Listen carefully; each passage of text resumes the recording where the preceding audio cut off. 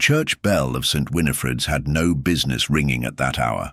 Midnight had passed, the village long asleep, and yet the mournful clang echoed through the misty streets of Little Dithering. It was old Mrs. Pell who noticed first the silhouette of figures moving through the churchyard below her attic window. A torch flickered, then another. But there had been no death announced, no funeral arranged, and certainly no midnight procession planned. She reached for her telephone, hands trembling, and rang the vicar. By the time Reverend Hartwell arrived, breathless and wrapped in a mismatched coat and scarf, the gates of the cemetery stood open, and a shallow grave had been disturbed near the north side of the chapel. It was not the first grave dug for Jonas Black. The old sailor had died a fortnight earlier, his passing unremarkable, save for the fact that he had left no known kin and had been buried with little ceremony. The coffin now lay half lifted, the lid wrenched open, though its contents appeared untouched. A brass pocket watch rested atop, the chest ticking softly, a curious addition, as it hadn't been there when the body was first buried. Nor had the lapel pin shaped like a wolf's head, now pierced through the fabric of the deceased's funeral jacket. Constable Albert Finch arrived shortly thereafter, flashlight in one hand and a ham sandwich in the other. Grave robbers. Most like, he muttered, though the items left behind contradicted the theory. Nothing had been stolen. Something had been added. By morning the cemetery was cordoned off, and whispers had spread from window to window across the village. Who would dig up a man's grave just to leave him gifts? And why hold a funeral in the dead of night, with no one invited? Miss Jane Marple, who had been staying with her niece in nearby Chipping Cray, received a telegram the next day from the vicar himself. Curious circumstances regarding Jonas Black's grave. Could use your insight. Hartwell. She arrived by noon, stepping off the train with her knitting bag tucked beneath one arm and a steady gleam of inquiry in her eye. She was taken directly to the churchyard, where the grave had been recovered but left marked. Reverend Hartwell greeted her beside the stone wall. Jane, thank heavens. The police are calling it vandalism, but I fear it's something stranger. Miss Marple inspected the watch first. French make. Late 19th century, I should think.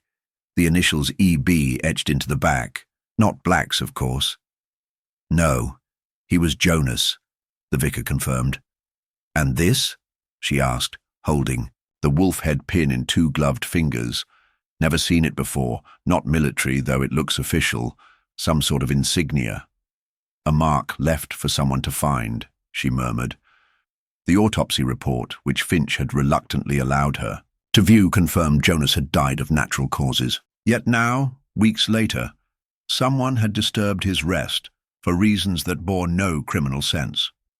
There was no forced entry to the graveyard, no footprints, thanks to a rare dry night, and no one in the village could identify the stranger Mrs. Pell claimed to have seen. She had described him as tall, in a long, dark coat, with a slight limp in his left leg. Miss Marple's mind catalogued the details with quiet efficiency.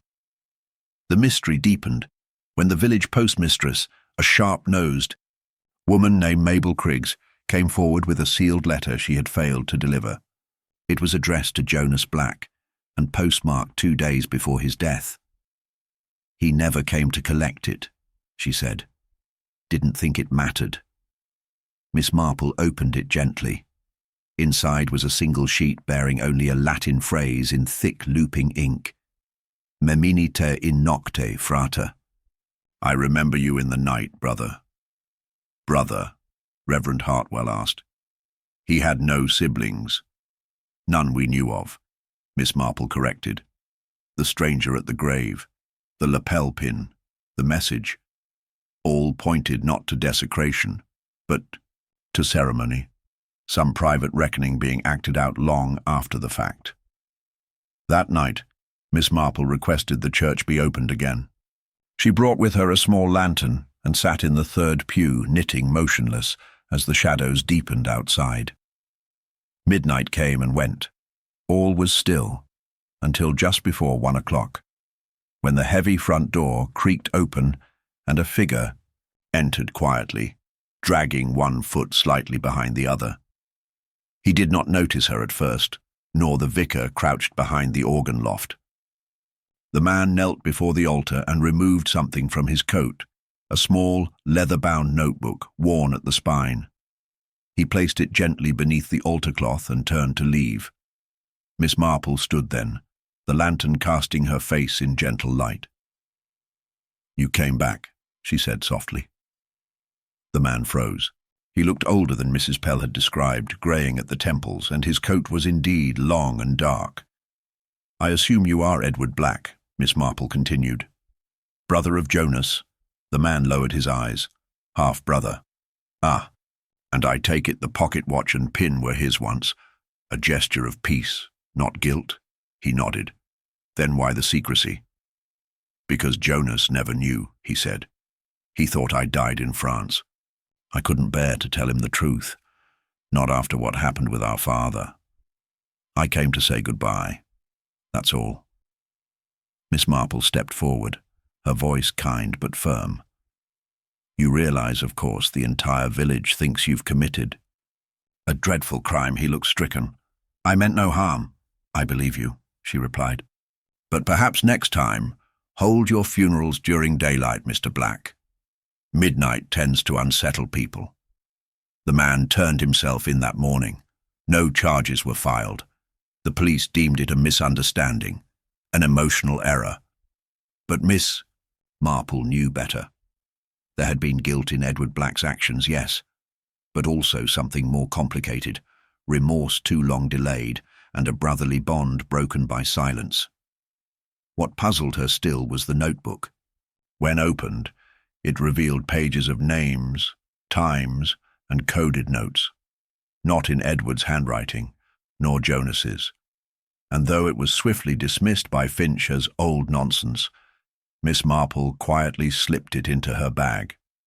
Because sometimes, even a midnight funeral hides more than sorrow. It hides secrets that refuse to stay buried. Miss Marple returned to the vicarage shortly after dawn, her fingers wrapped around the worn notebook she had collected from beneath the altar.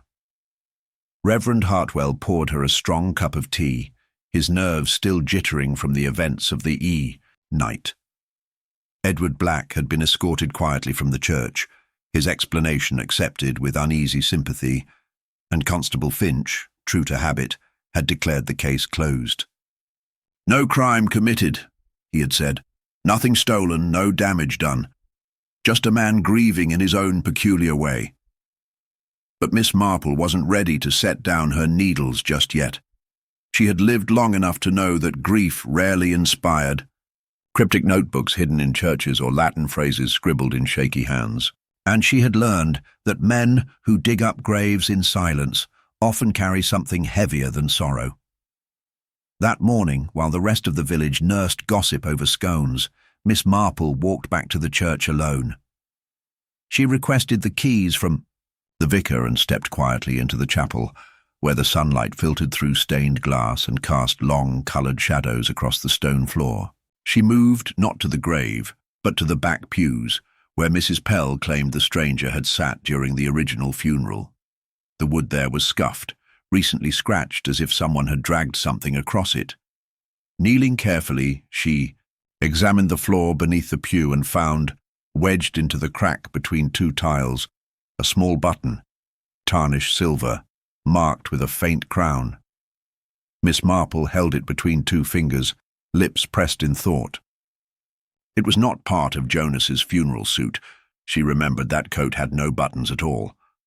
This belonged to a uniform, but not police or navy. She slipped it into her bag beside the notebook and turned to leave, only to be met by the hesitant form of young Thomas Pell, Mrs. Pell's grandson. He lingered near the chapel door, cap in hand. "Miss Marple," he said, voice wavering, I saw something the night of the funeral." She approached gently, urging calm with nothing more than the quiet of her presence. "Tell me, dear." "I was in the loft above," he admitted. "I wasn't supposed to be there.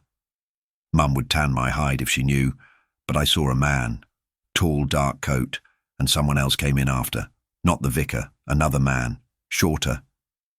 They talked, argued, I think. I couldn't hear words, but the tall one gave something to the other, a box or a case. The short one left through the vestry. I thought maybe it was part of the funeral. But then..." He trailed off, glancing behind her, toward the altar. "But then I saw the tall man go down to the grave, alone." Miss Marple nodded, gently placing a hand on his arm. "You've done the right thing, Thomas." He blinked at her. "Do you think he lied? The tall one?"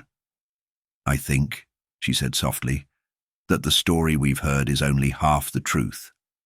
Later that day, Miss Marple visited the Blacksmith Arms, a low-ceilinged pub near the village square. It was where Jonas Black had spent most evenings during his final years, often nursing a pint and telling half-true stories of sea battles and far-off lands. The barman, a stout man named Gifford, recognized her instantly. "Miss Marple," he said, polishing a glass, "come to sample our bitter." "Not quite," she smiled. "I'm wondering about Jonas Black. Did he ever receive visitors? Strangers from out of town?" Gifford leaned on the bar. "Not often, but now you mention it. 2 weeks before he died, a man came in asking for him. Real quiet fellow. Foreign. Accent.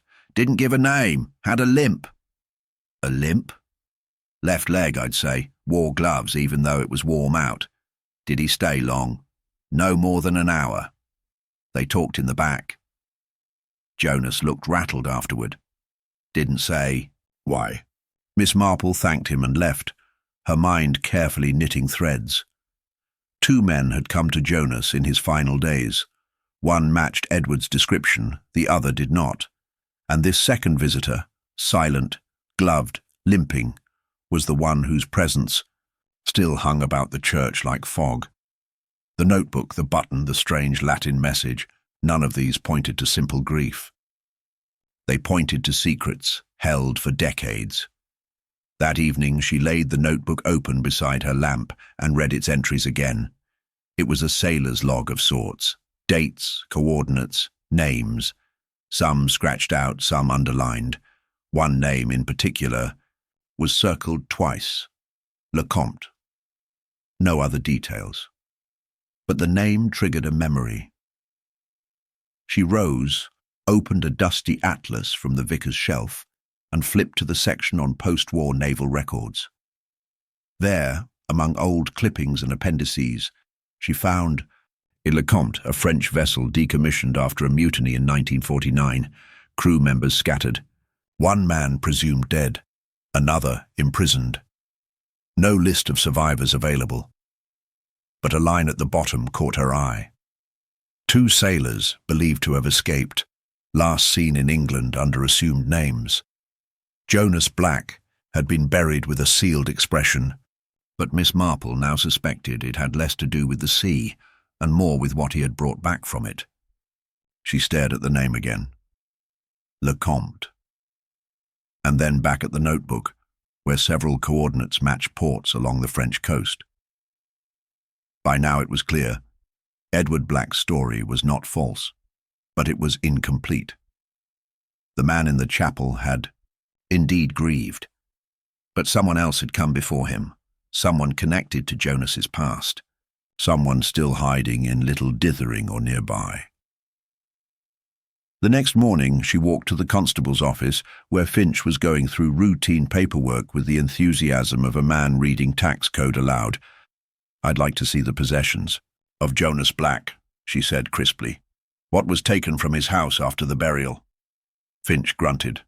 "Not much. Sealed his room. Few books, couple trunks, one locked drawer we never opened."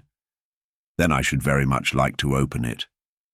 Reluctantly, Finch accompanied her to the modest cottage where Jonas had lived. The place smelled of tobacco and dust. His room was untouched. Miss Marple went to the drawer in question. Finch pried it open with a screwdriver. Inside, neatly folded, was a uniform, French naval. Beneath it, a pistol wrapped in oilcloth, and tucked beneath that, a faded photograph of two young sailors, standing shoulder to shoulder. Jonas was one. The other wore a silver-buttoned coat. His lapel bore the same wolf's head pin. Miss Marple examined the photo, then glanced toward the window. Someone had gone to great lengths to bury a past that refused to stay silent. And someone else was still watching. Miss Marple stood by the window, the photograph of the two sailors still warm from her hand. Outside, the village remained deceptively calm. Milk carts rattling past hedges, postboys on bicycles, distant chatter by the bakery. But here, in Jonas Black's quiet, sealed cottage, the air felt heavier. The pistol, the uniform, the pin, all relics of a story carefully buried. Yet someone else knew the truth, knew enough to leave a pin and a watch in a coffin, knew enough to come at midnight not for a ceremony, but for a message. Miss Marple wrapped the photograph in a handkerchief, tucked it into her knitting bag, and left the house with a purpose tightening in her step. She began with Mrs. Pell. The old woman welcomed her in with anxious eyes, still rattled by the events in the graveyard. "I told the constable everything I saw, Miss Marple. The tall man, the torchlight, the digging. It was like a shadow play. I couldn't make out his face, but he limped, yes. The left leg." "Did you see him arrive?" Miss Marple asked gently. Mrs. Pell hesitated. "No, he was already inside when I looked. No car, no bicycle." "I thought it strange too," she admitted. "No sound on the road, as if he'd appeared out of thin air. And yet you say you saw only one man." "Well," she paused, uncertain. "Perhaps I wasn't watching as closely as I thought. I was so shocked. I may have missed something." Miss Marple didn't press her further. The mind sometimes shields itself from discomfort by sanding down inconvenient details. But she noted the vagueness. Someone else could very well have entered the churchyard with the tall man and left before the torch was even lit. She moved next to Thomas Pell. The boy met her in the vicarage garden, where he was helping trim roses for the Sunday service. His hands were scratched, his collar smudged with earth. "You were certain there were two men that night?" she asked him directly. "Yes, ma'am, I swear it." "Describe the second man." "He was short, broader than the other. He moved, quickly, nervous-like. I think he had a satchel." "And you're sure he left through the vestry?" The boy nodded. "Slipped out before the tall one went to the grave." Miss Marple asked no more, but lingered long enough to see the boy glance toward the church with a flicker of unease.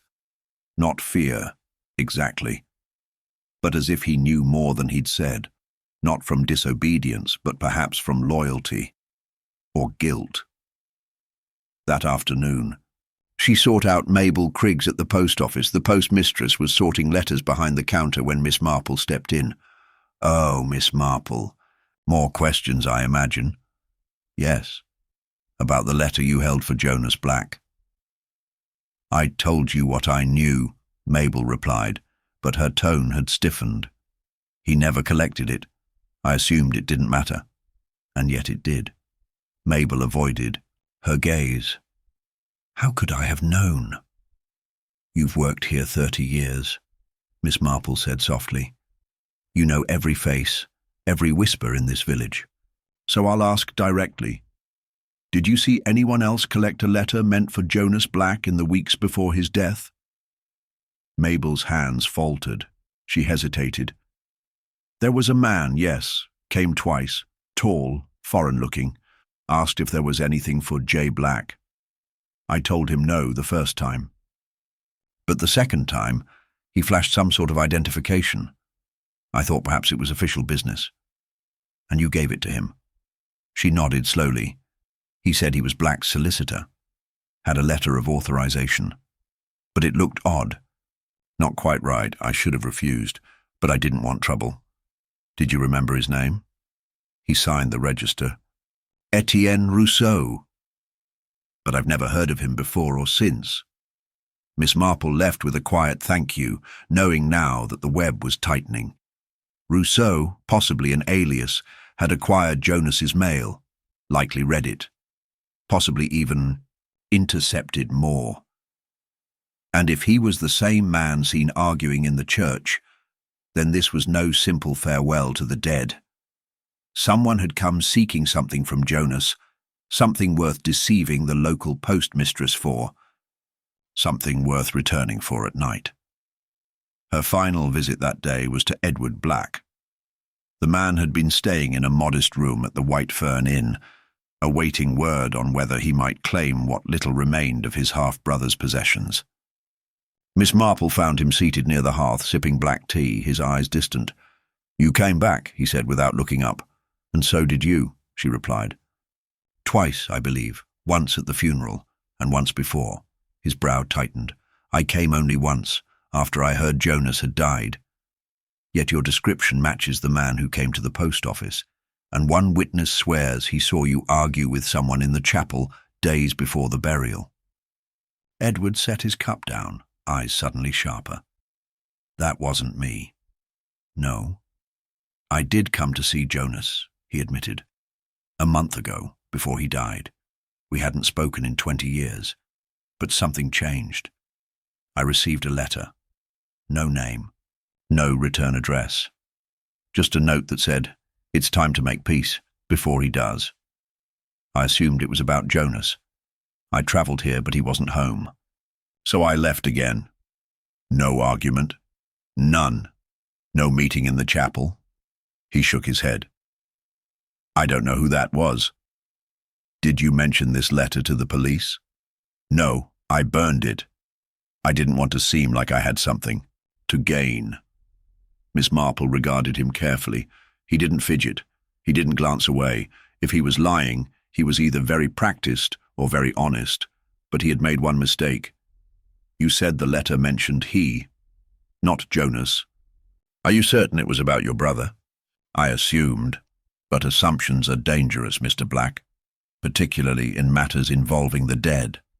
She left him staring into the fire, uncertainty blooming behind his expression. Back at the vicarage, she unfolded the sailor's notebook once more and studied the circled name, Lecomte, again. 2 sailors believed to have fled. One was Jonas, the other, possibly the man in the photo. Then a knock came at the vicarage door. It was Thomas Pell again, eyes wide, out of breath. "Miss Marple, it's the church." "What about it?" "Someone's inside. Again." She reached for her coat without a word. Inside the chapel, dim candlelight flickered along the wall. A faint shuffle echoed from the vestry.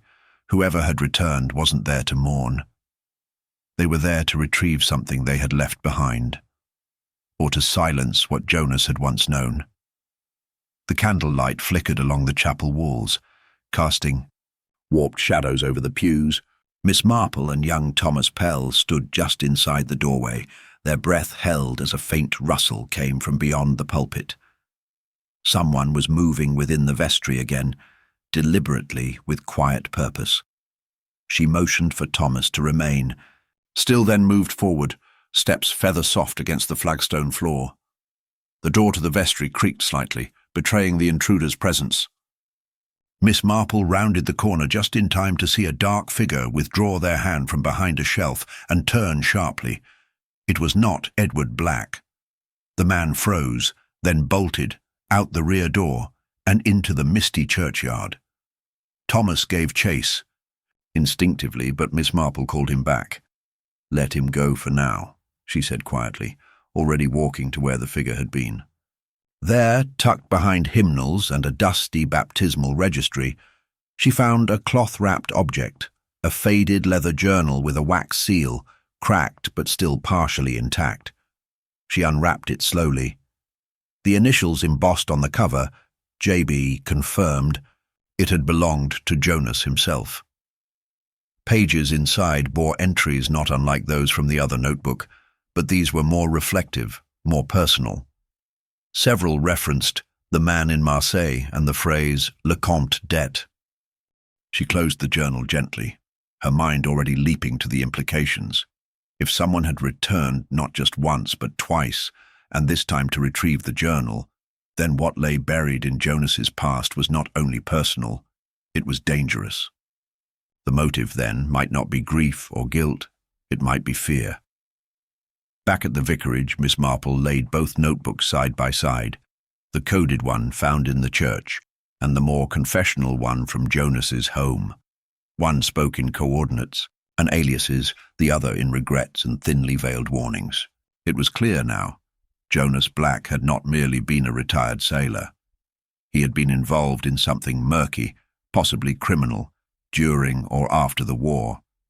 The mutiny aboard Lecomte, the disappearance of a crewmate, and the presence of a pistol suggested more than a quiet maritime retirement.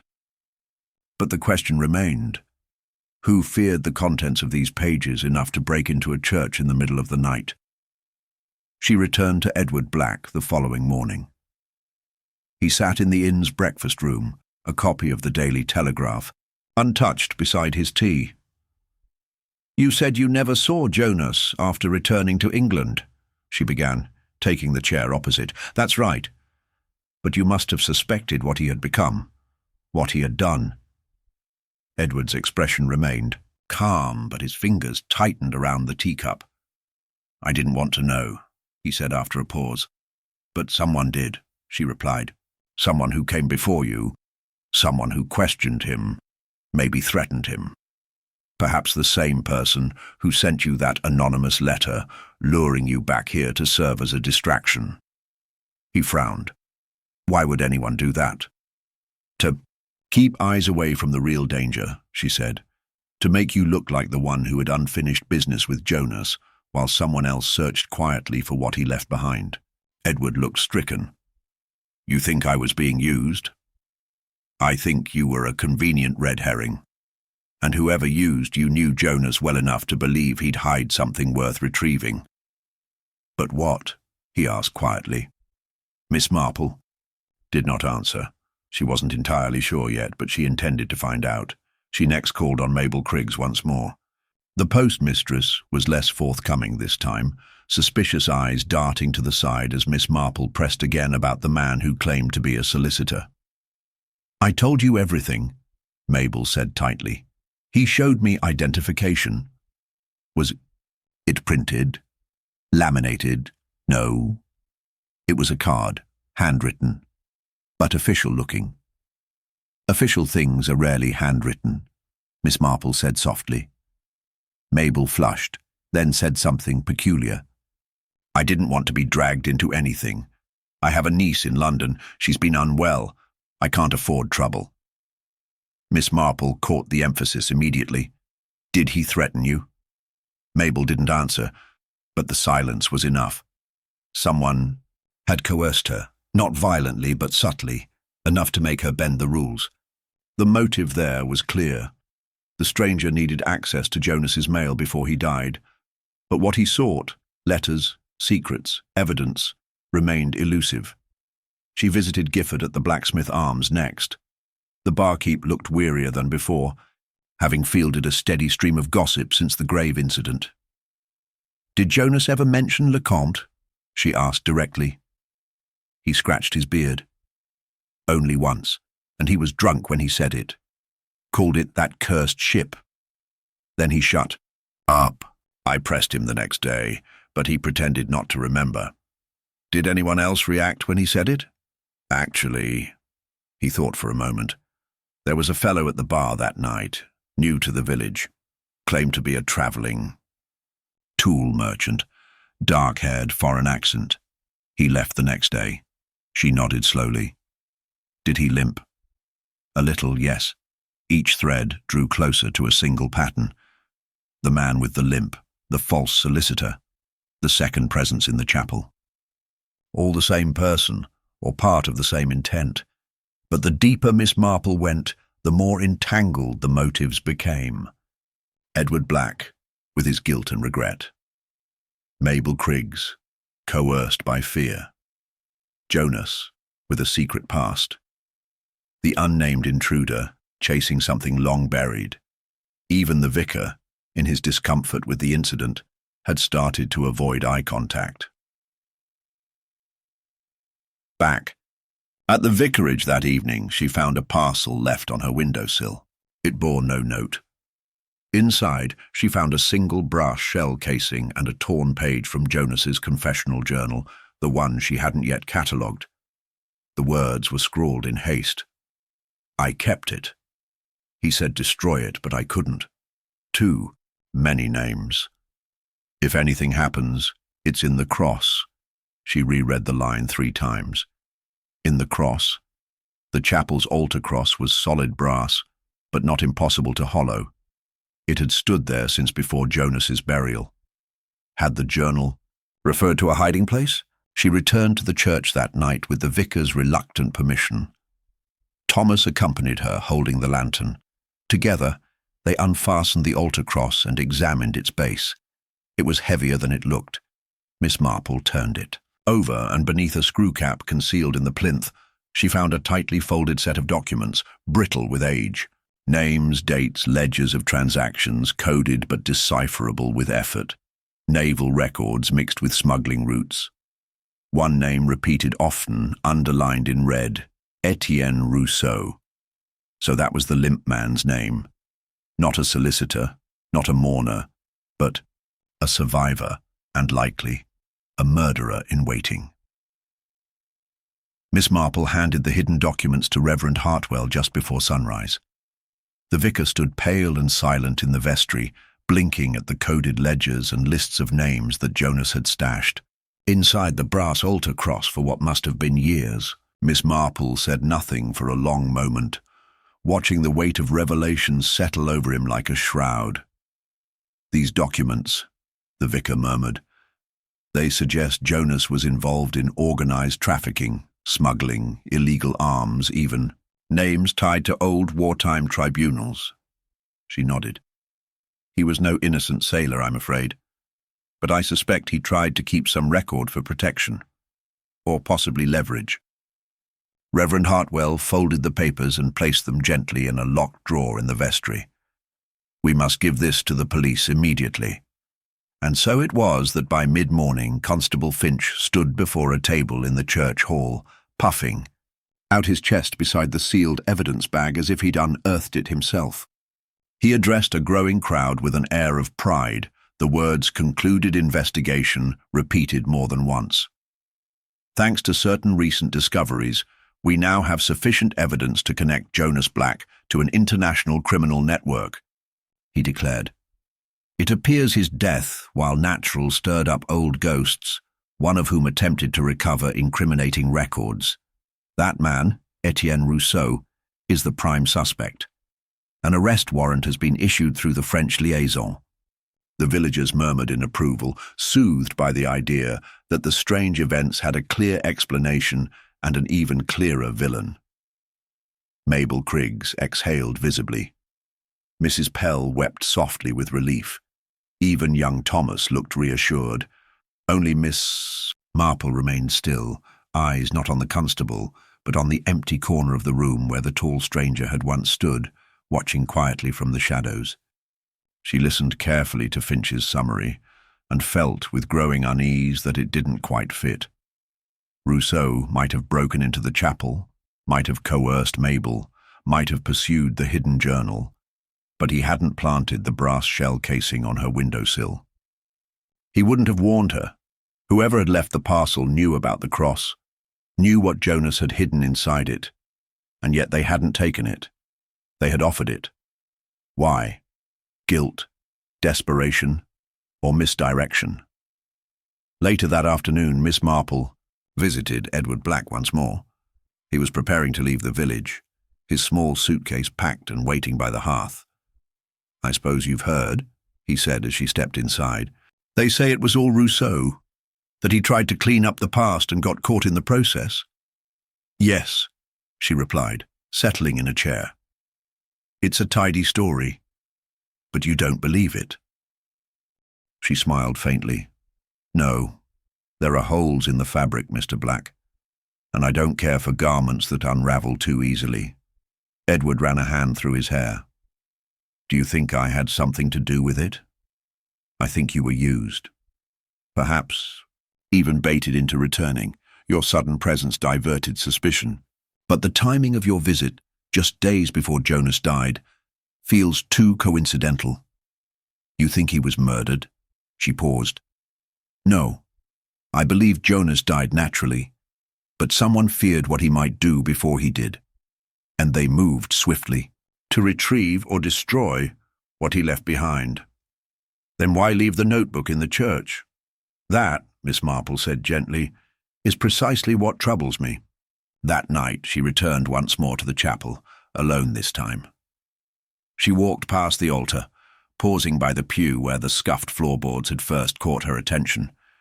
She knelt again, fingers tracing the grooves. One long scratch veered, sharply to the right. She followed it and found, hidden beneath the floorboard lip, a thin silver ring with a blue enamel seal. She recognized the emblem instantly, an old merchant navy insignia. Not French, British, and the initials inscribed beneath, E.B. Edward Black. But Edward's ring had been on his hand since she first met him. This one was older, dulled by time. The next morning she summoned Edward to the church. She held the ring out. Do you recognize this? He took it, startled. This was my father's. Then it was likely Jonas's as well after he passed. It was hidden here, not discarded. Edward's brow furrowed. Jonas and I fell out, over our father's will. There wasn't much, but that ring was sentimental. Jonas claimed it, said it was his right. I never saw it again. Miss Marple watched his face carefully. Why would he hide it in the church? Edward didn't answer at first, but something shifted in his eyes, shame perhaps. Because he knew I'd come back eventually. He said, once that this place would always know the truth even if I didn't. She nodded slowly. Which means he feared something, possibly from you, possibly for you. I never threatened him, Edward said firmly. I wanted peace. And perhaps someone else wanted war, she replied softly. You see, I don't believe Rousseau left that ring here. I believe he wanted the journal. But the ring, the casing, the note, that was someone who wanted the truth found, not buried, Reverend. Hartwell entered just then, flustered. Jane, I've just had a call. Rousseau's been detained crossing into Belgium. They found several counterfeit IDs and weapons, but he refuses to speak. Miss Marple looked out the chapel window. The sky had gone grey again. Because he's not the architect, just a cleaner. A cleaner?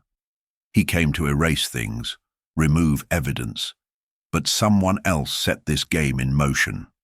Who? Miss Marple looked again at the altar, then at Edward, then finally at the vicar himself. That, she said quietly, depends on who knew the hiding place first. Jonas didn't come to the chapel often, but someone close to the church would have known.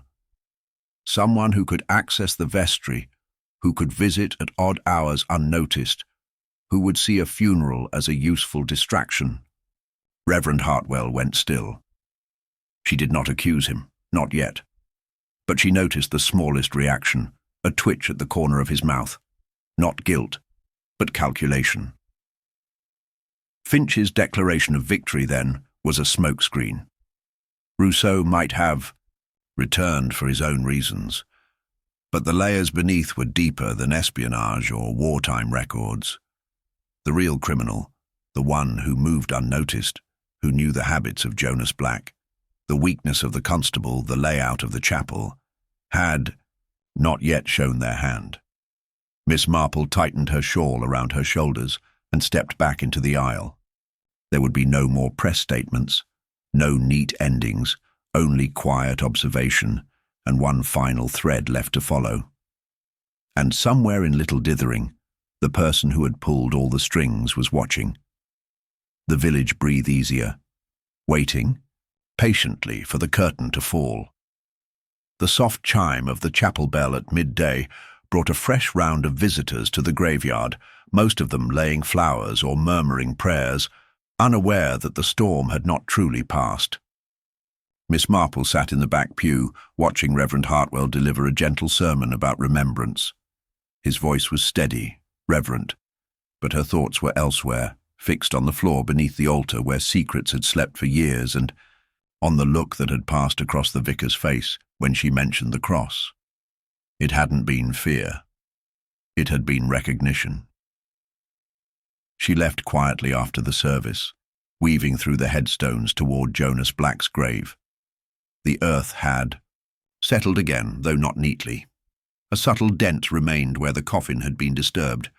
She crouched down, tracing the edge of the stone with her gloved hand, thinking not just of the smuggled journals or Rousseau's failed escape, but of something Edward had said. Jonas claimed the ring after our father died. Said it was his. Right. The line nagged at her. A man who hides something so small in a church must believe it's more than a trinket. A symbol, perhaps. A piece of a past that was still unfinished. She returned to the vicarage where she'd left both notebooks under lock and key. Sitting at the desk, she opened Jonas's personal journal again. One page, previously overlooked, had a short line, scribbled in the margin beside a list of names. Blackwood fire. Only 3 of us survived. The phrase hit her like a whisper from the grave. She knew that name. Blackwood. It was the name of a cargo ship that had caught fire in 1950, off the coast of Cornwall. It had made the papers for weeks. A tragedy at sea, a shipping route sabotaged, several crew lost. The case had been officially ruled accidental, though rumours of foul play had lingered. She spent the afternoon in the reading room of the village library, requesting the archives. After some time she found it, an old clipping in the Devon Maritime Ledger, with a scorched photograph of the Blackwood's crew, taken 2 weeks before the explosion. Jonas Black stood at the edge, face younger, but still unmistakable. Beside him, arm draped casually across a barrel, stood a man labelled as William Hartley, ship chaplain. She stared at the name again. Hartley, not Hartwell. Back at the vicarage, the tension in the air felt changed. She asked for tea, as always, and Reverend Hartwell obliged, though he seemed more cautious now, more deliberate in his movements. When she finally spoke, her voice was mild but firm. "You've changed your name, haven't you?" He didn't reply. "You were aboard the Blackwood. You and Jonas both. You were one of the 3 who survived the fire." He set the teapot down with care, not looking at her. "It was a long time ago," she continued. "That fire wasn't an accident, was it? I believe the 3 of you, Jonas, yourself and one other, knew something, or did something. And afterward, you scattered." "Jonas swore we'd never speak of it again," the vicar said quietly. "He took the fall, not legally, but morally. It was easier for him to vanish into small ports. I chose a different path." But he didn't forget. He recorded everything, and someone else didn't forget either. Hartwell's face hardened. "Rousseau?" "No," she said. "I believe Rousseau was the 4th man, not listed, not photographed, the one who was supposed to die in the fire." There was a long pause. Hartwell turned and opened a drawer slowly, withdrawing an old cracked photograph from beneath a stack of hymn sheets. It matched the one Miss Marple had seen at the library. But in this version, another man stood at the far right, half in shadow, young, expression unreadable. His face had been scratched out with ink. "He threatened me last winter," Hartwell said. "Said he knew I was here, said Jonas still had the records. He wanted money, but more than that, he wanted revenge. He called Jonas a traitor." "Did you tell Jonas?" "No. I hadn't spoken to him in decades. And yet he still trusted you enough to leave the journals in your church." Hartwell lowered his head. He was always the brave one. She watched him for a long moment, unsure whether the sadness was genuine or a final act. "And the 3rd man, the one not accounted for yet?" Hartwell looked up slowly. "His name was Carlyle. He died 2 years ago, heart failure. I read it in a coastal paper. Only Jonas and I remained." Miss Marple stood. "Until now." That evening, Constable Finch arrived breathless at the vicarage. "We've got something," he announced. We searched Rousseau's hotel room again, found a coded letter addressed to someone with the initials W.H. It says, "The cross still holds it. You'd better act before I do." Miss Marple met Reverend Hartwell's eyes. "So he warned you." Hartwell's voice was low. "I thought I had time." "Did you leave the shell casing and the torn journal page for me?" she asked. He blinked. "What?" She nodded slowly. "Then it wasn't you." She turned back. "To Finch. Someone else left those items. Someone who wanted me to find the truth, not hide it." The constable frowned. "Then who?" Miss Marple didn't answer immediately. She walked to the shelf, picked up the notebook, and flipped to the last entry. One sentence, hastily written. "Edward knows more than he says. If I don't come back, tell her to ask about Malta." Finch muttered, "Who's her?" Miss Marple looked up, eyes cold. "Me." She closed the book with quiet finality. Edward Black had said he only came back to make peace. But Jonas hadn't trusted that. Not entirely. Not after Malta. Because the roots of this crime reached further than Little Dithering. Further than the Blackwood fire. They reached into sun-baked shores and post-war deals, the kind men killed to bury, and the final knot in this web had not yet tightened. Rain began to fall just after dusk, tapping gently against the windows of the vicarage as Miss Marple sat once more at the desk, the journal open in front of her, its final sentence echoing in her mind. "Ask about Malta." She knew that any reference in such a tightly written note had to carry weight. Jonas, in his final pages, had stopped rambling and started pointing. Malta. It was a place, yes, but also a signal. A narrowed window into something Edward had wanted buried. If Rousseau had returned for leverage, and Hartwell had tried to forget, it meant Jonas had feared only one thing: betrayal from the man closest to him in blood. And now that man was preparing to leave Little Dithering under the glow of false innocence. Miss Marple rose early the next morning, her plan already forming. She spent 2 hours at the train station waiting room, leafing through war-era documents with the help of a retired clerk who remembered troop movements, smuggling operations, and the ports most used by English vessels during the 50s. When the Blackwood had gone down, a secondary route through Malta had been under scrutiny by Interpol. There were reports of money laundering through a small cafe front owned by former sailors. A William Carlyle had been involved, along with 2 unidentified Englishmen. If Jonas and Hartwell were those men, Edward might have been the courier. Not officially named, not even present on the ship, but still part of the arrangement. She returned to the vicarage and, with the help of young Thomas, staged her next step. She arranged for a modest dinner to be held at the inn that evening, an unofficial gathering for closure, as she described it to the vicar and Finch. Reverend Hartwell, weary and uncertain, agreed. Finch, still content in his premature conclusion, came mainly for the stew. Edward, however, was hesitant. He said he had train plans, but Miss Marple insisted firmly. "Just one final supper. It would honor your brother's memory." He relented. The room at the White Fern Inn was lit by oil lamps, the air thick with the scent of onion broth and wood smoke. Miss Marple sat across from Edward and beside the vicar, who spoke little.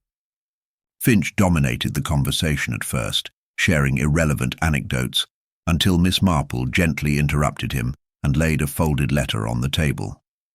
"I received a post this afternoon," she said, "from the magistrate's office in Valletta." Quite unexpected. Edward's spoon froze in his hand. "They're reopening an old investigation, something to do with an arms shipment that vanished in 1951.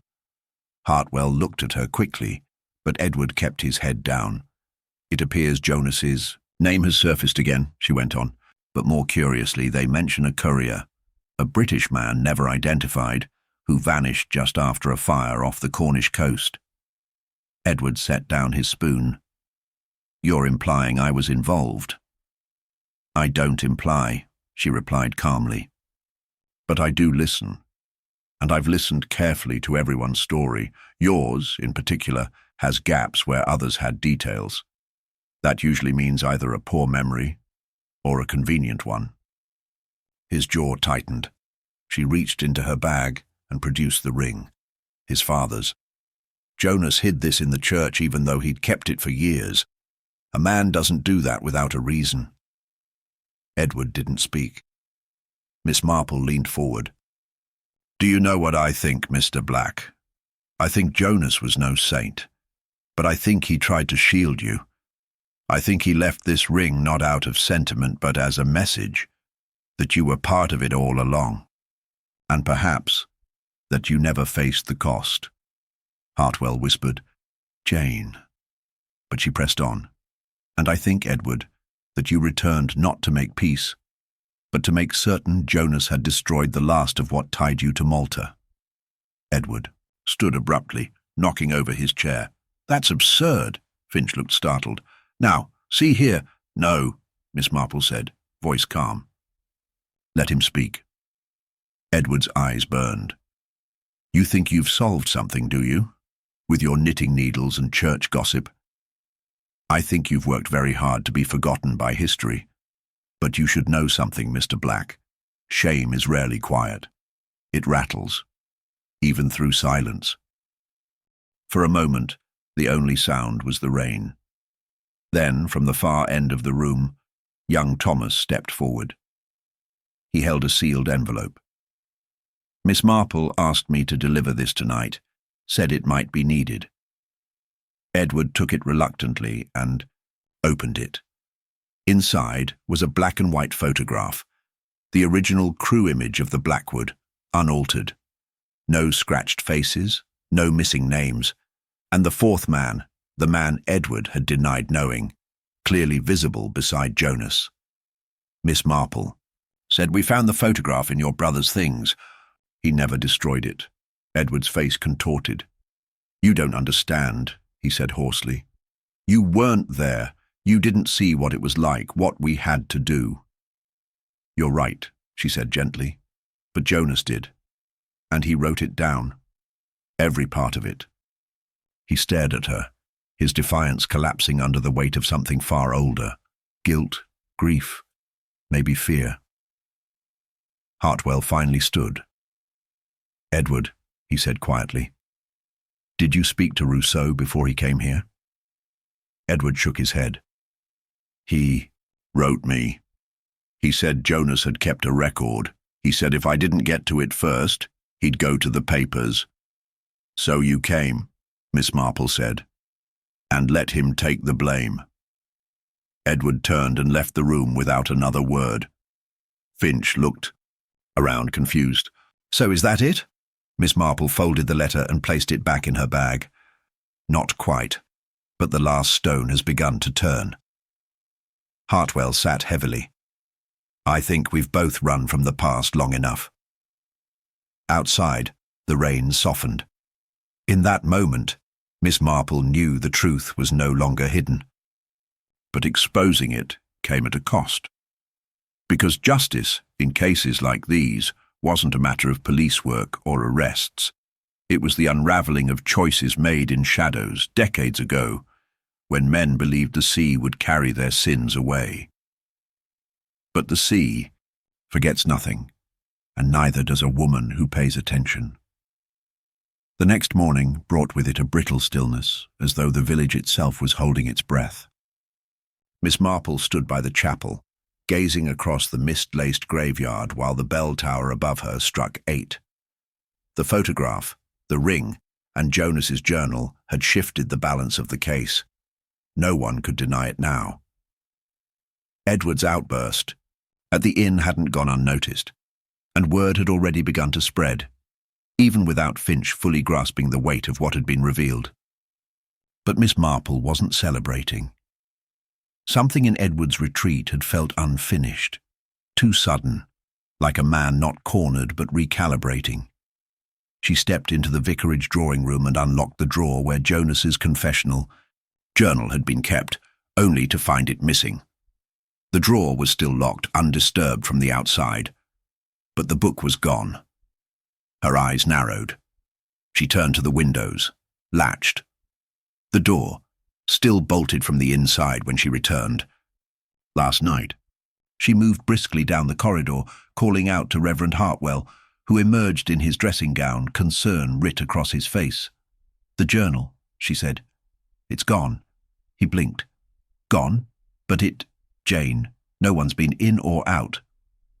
"Someone has," she said, already moving past him. They searched the house together, every room, every cupboard, even the cellar. Nothing.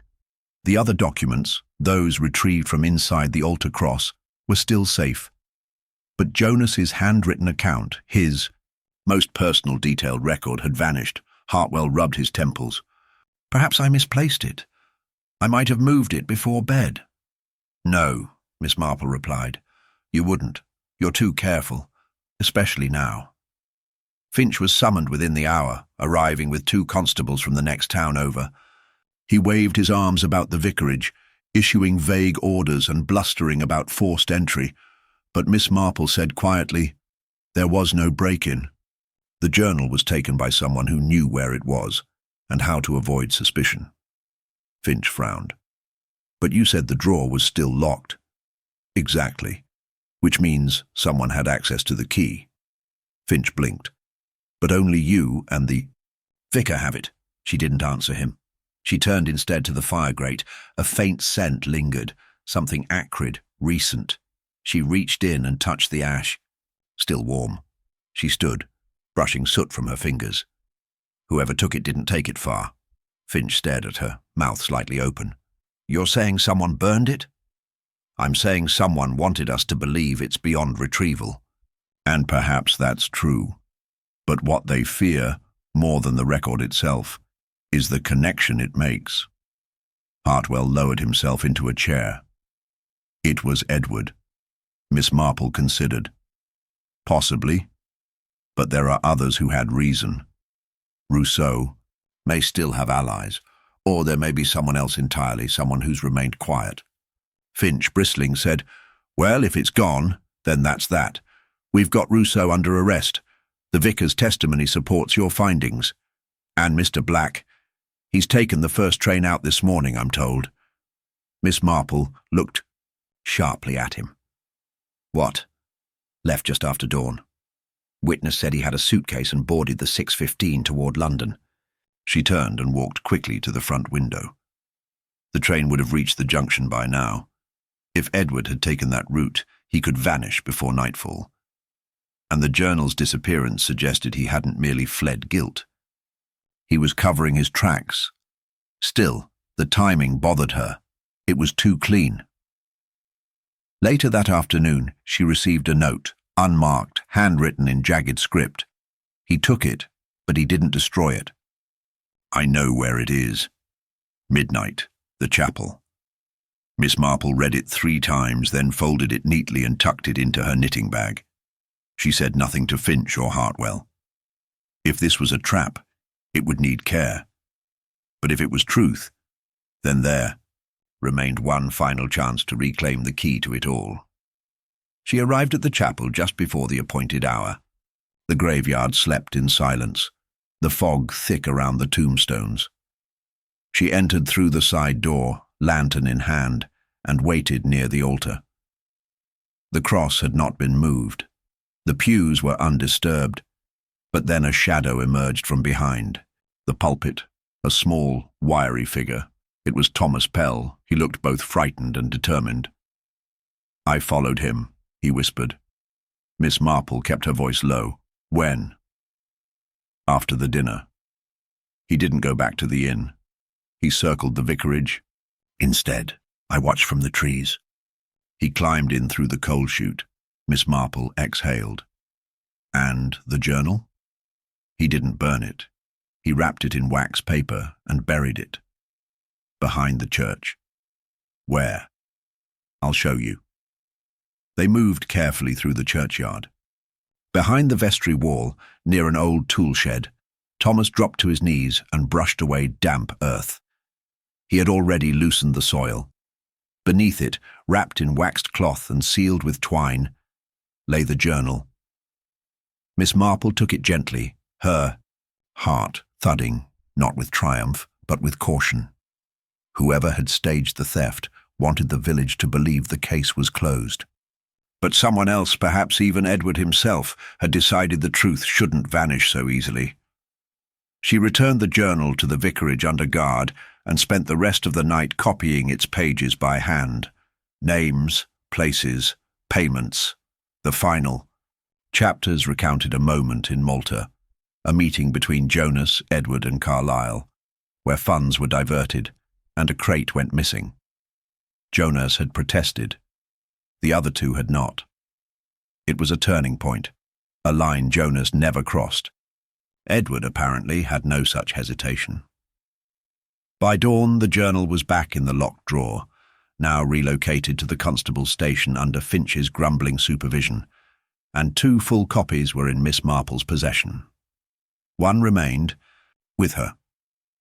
The other she posted to the authorities in Valletta. She walked through the graveyard one final time, the morning mist lifting as the sun rose behind the chapel spire. The village had nearly let the truth slip away. Evidence had nearly vanished, and Edward Black had almost succeeded in rewriting the past. But some histories leave fingerprints on everything they touch. And now, with the pages preserved and the silence broken, Miss Marple knew the case hadn't just survived. It had teeth. The morning sun filtered weakly through a thinning fog as Miss Marple made her way to the constable's station, the duplicate copy of Jonas's journal tucked securely in her handbag. The night had passed without sleep, but her mind remained clear, sharpened by resolve and the certainty that this wasn't over. Not yet.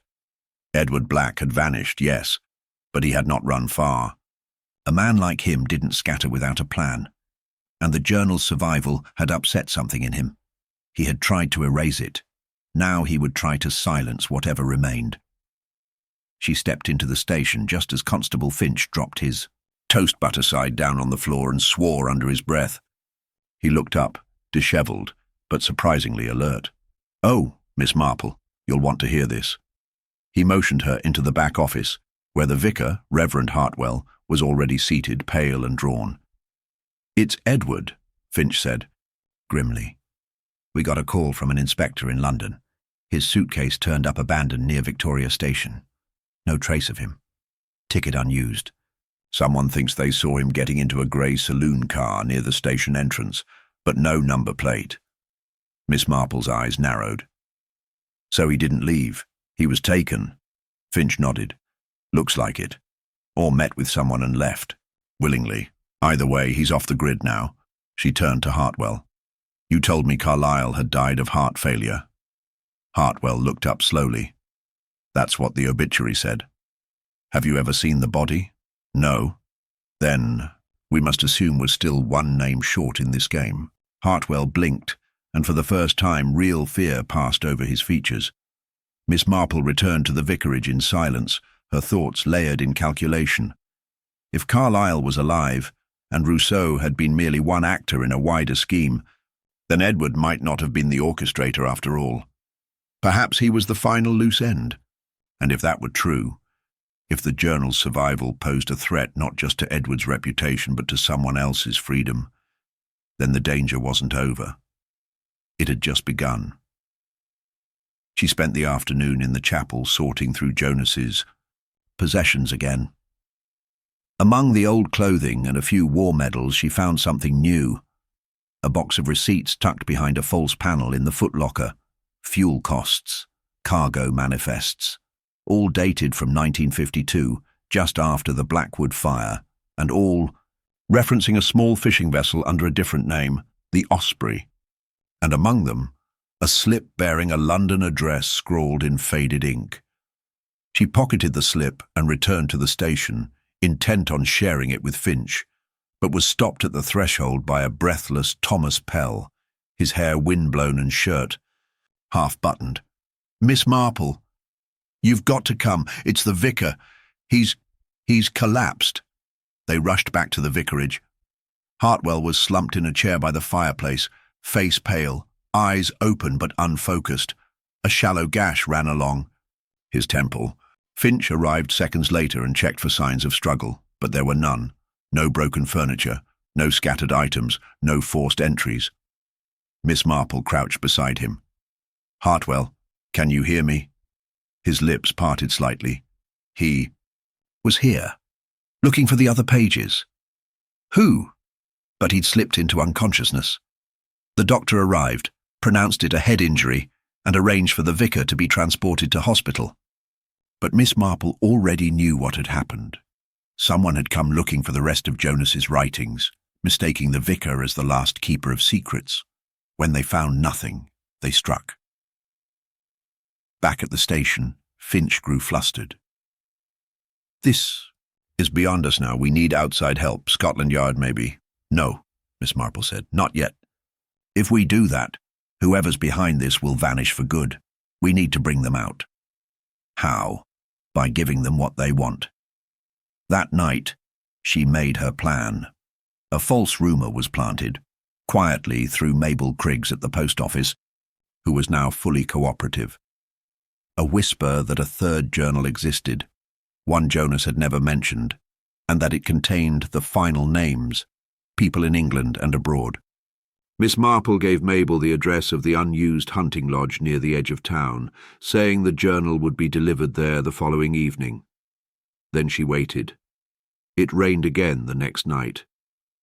Miss Marple sat inside the lodge with only a lamp for company, the forged journal beside her, hand-bound and filled with copied fragments that revealed nothing but hinted at everything. Hours passed. The wind howled. Then, just after midnight, the door creaked open. He was older, broader than she remembered from the photo, but the eyes were unmistakable. William Carlyle stepped inside and shut the door behind him, soaked to the bone. "I thought you were dead," she said evenly. "I was," he replied, voice rough. "Then I wasn't. That's how men like me survive." "You killed Jonas." "No, but I let others do what I wouldn't. I was watching, always watching. He was getting nervous, writing too much, talking to Hartwell. Edward tried to pull him back in, but Jonas wouldn't. So you came for the journal. I came to stop the leak. The past should stay buried." She looked at him calmly. "But the sea doesn't forget." Something shifted in his eyes. "Neither do I." He stepped forward. Behind him, a floorboard creaked. Carlyle turned, but too late. Constable Finch, hidden behind a partition, stepped out and levelled his revolver. "Don't move." Carlyle froze. Miss Marple rose. "You played your last card." Finch cuffed him and read his rights.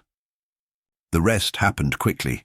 Carlyle taken into custody, the vicar beginning to recover in hospital, and Edward finally located 2 days later, alive but bruised, having been kept under guard in a countryside barn. He had not run, he had been silenced. The final piece fell into place. The case at last was solved, but Miss Marple knew justice never truly closed its ledger. It waited, it watched, and sometimes it knocked twice before it stepped into the light. In the chapel, as rain washed the headstones clean once more, she lit a candle for Jonas Black, not for who he had been, but for what he had tried to set right before it was too late. The days following Carlyle's arrest passed with an uneasy stillness, as though the village had taken a breath it wasn't quite ready to release. Reverend Hartwell, though bruised and shaken, had returned to the vicarage under the care of his housekeeper and the watchful eye of Constable Finch. Edward Black, once recovered, was reluctant to speak at length, offering only fragmentary accounts of the night he'd vanished. "They came for me before I reached the train," he muttered once, eyes clouded with regret. "Said I'd seen too much. But Jonas, he knew it would happen. That's why he wrote it all down." Miss Marple, ever quiet in her movements, had retreated from the centre of things and returned to her pattern of walks through the graveyard and hours spent at the chapel. Not for sentiment, but for something else, a sense that though the threads had been tied, one knot remained loose. Carlyle had confessed to returning, yes, to striking Hartwell and watching the vicar's movements, to threatening Edward, but not to murder, and most importantly, not to the midnight disturbance that started all of it. He denied digging the grave. Miss Marple sat one afternoon in the pew near where Mrs. Pell had first seen the figure moving through the churchyard. The angle from the attic window, the torchlight, the limp. It had all pointed to one man, but now that man was behind bars and the sequence didn't hold. Jonas had been buried 2 weeks before the first incident, and Jonas's journals, especially the earliest pages, spoke repeatedly of being watched. Someone was observing him before Carlyle returned to England. That was when it clicked. She rose suddenly and made her way to the post office. Mabel Criggs looked up as she entered, trying to mask her discomfort with a practiced smile. "Afternoon, Miss Marple. Bit damp out still." Miss Marple stepped up to the counter. "Tell me, Mabel, those letters Jonas never collected, the one from EB and the one from overseas, when exactly did they arrive?" Mabel blinked. "Oh, well, I suppose just before he passed. One arrived the week before." "Not both. No, the foreign one, the one with the Latin message, came earlier. Much earlier, now that I think of it." Miss Marple nodded slowly. "And you kept it?" "I did. Thought he'd come in eventually. But then that man, Rousseau, came asking." "But Rousseau wasn't the first to ask about Jonas's mail, was he?" Mabel hesitated. "There was someone else. I didn't mention it before. I wasn't sure. It mattered. It matters." "A woman," Mabel said quietly, short, with sharp eyes, said she was helping Jonas manage his affairs, that he'd grown forgetful. "She didn't give a name." Miss Marple stared at her. "Why didn't you report that?" She was very convincing. "And I thought, Jonas was always a bit eccentric." Miss Marple turned to leave but paused. "One last thing, Mabel. Did she limp?" "No, quite the opposite. She moved quickly, purposefully." Back at the vicarage, Miss Marple reviewed her notes again. There had been too many assumptions about male players: Edward, Hartwell, Rousseau, Carlyle. But women had moved through the periphery as well. Mrs. Pell, who'd seen the torchlight, Mabel, who'd released the letters, even the housekeeper, Mrs. Henley, who had been in Hartwell's service for nearly 15 years. That night, Miss Marple requested tea from her, and she watched. Mrs. Henley moved efficiently, placing the tray down without rattling, pouring with a steadiness that bespoke habit. But when Miss Marple gently said, "You must have known Jonas well through the vicar," the woman's hand froze mid-air. "I saw him now and then," she said carefully. "At services." Miss Marple smiled. "And before that? Perhaps when he was younger." Mrs. Henley said nothing. Then softly, "I don't see what it matters." "It matters," Miss Marple said, "because you're the missing voice in this story. Jonas was watched. His letters were intercepted. Someone moved freely through this village without raising suspicion. Someone no one noticed because they were always here." The tray shook slightly. "You were on the Blackwood, weren't you?" Miss Marple said quietly. "Not as crew, but as passenger, maybe stowed away, maybe travelling under another name." "But you were there." Mrs. Henley's face turned pale. "I was 18. And you saw what they did." "I helped them," she said suddenly, voice cracking. "At first, I didn't know what it was about. I just carried papers, messages. I thought, at most, it was ration dodging. But when Carlyle spoke about the cargo and I realized what was being moved—" "Arms," Miss Marple said, "to private buyers. I threatened to report it. They threatened me. Jonas protected me, hid me when the fire broke out. And afterward, they said if I ever spoke, I'd disappear. So I changed my name. Stayed in England, took work where I could. I thought it was over.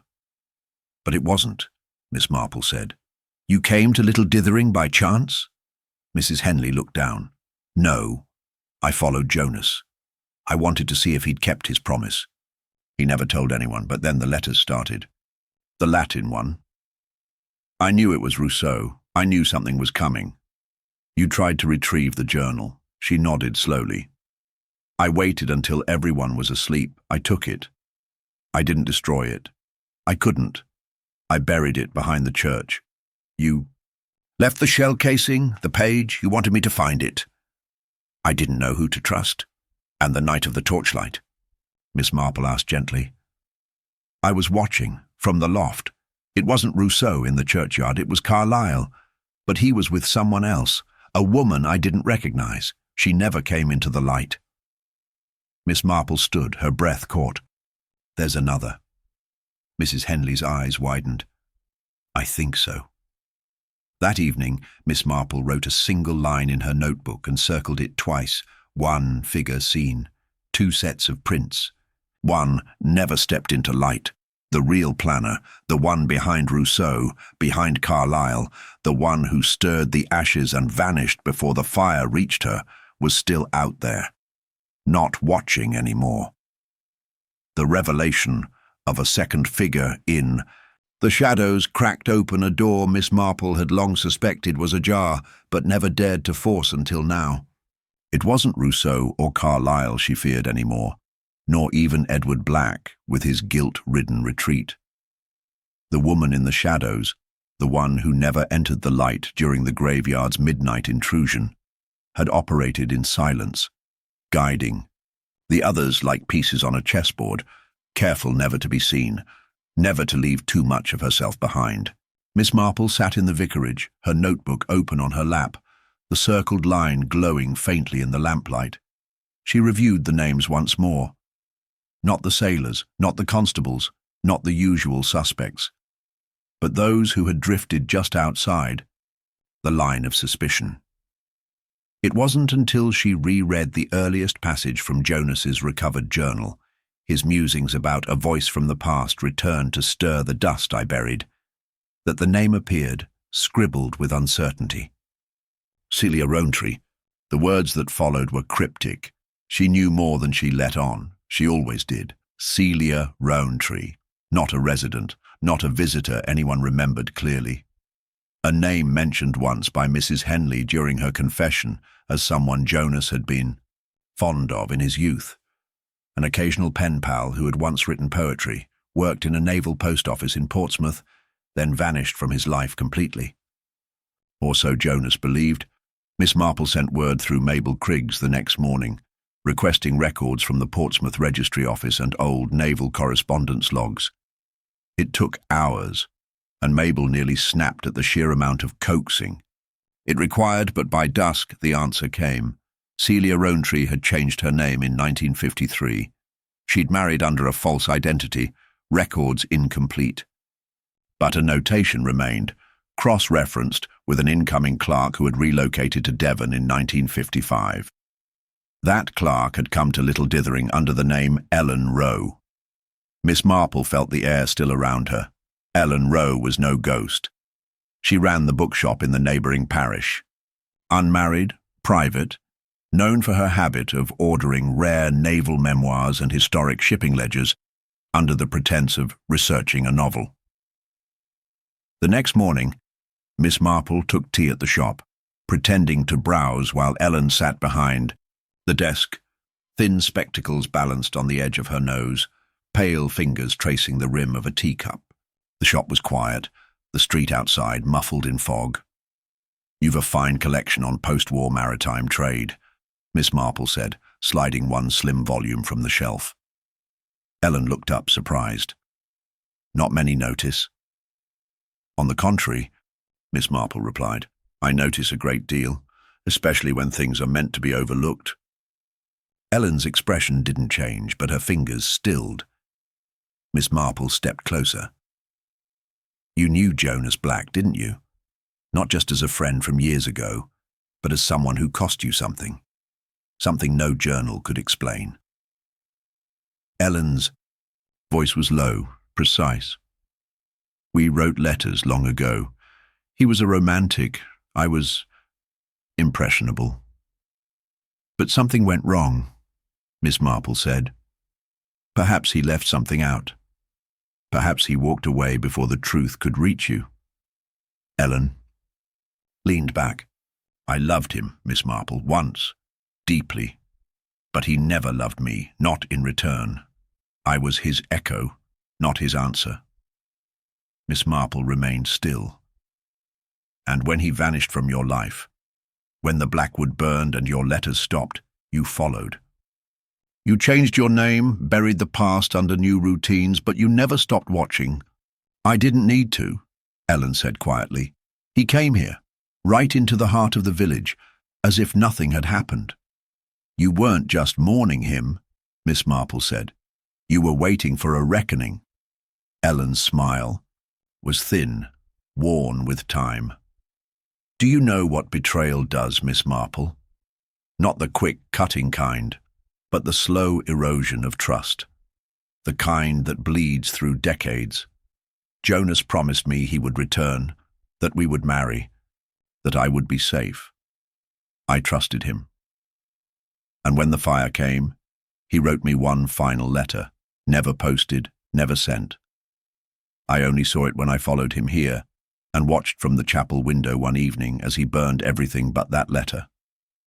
I retrieved it from the ash. He blamed me for exposing the truth to Carlyle. Miss Marple's heart sank. You were the one who alerted Carlyle. I thought I was protecting Jonas, Ellen whispered. I didn't know what they were smuggling. I only knew he had changed. He stopped answering, his letters filled with warnings and codes. I told myself it was fear, but when I finally found him, he looked at me as if I were a stranger. He said I reminded him of a life he was trying to forget. And so you watched. I watched him build a new life, whisper secrets to a vicar, drink quietly in a pub. I watched him grow, old with a clean conscience while I lived in a lie. Miss Marple lowered herself into the chair opposite her. You arranged the false letters. You warned Rousseau. You brought Carlyle back into it. I never meant to harm Jonas, Ellen said, her voice shaking now, only to make him answer. But it spiraled. Rousseau wanted more. Carlyle returned, with threats. And Edward, he was just a spoiled fool chasing his inheritance. I tried to keep it quiet. I planted fear. I moved behind the scenes. But when Jonas died, the clock stopped. And then, Miss Marple said gently, you dug up the grave. Ellen nodded once. I needed the pin, the wolf head. It belonged to me once. It was our secret. Jonas gave it to me before the fire. When I saw him buried with it, I thought he had forgotten.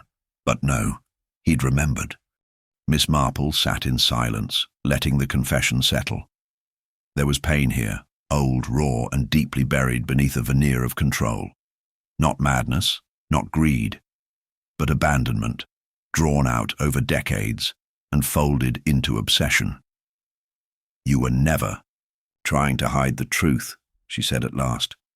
You were trying to be seen. Ellen looked up, eyes glassy. And I never was.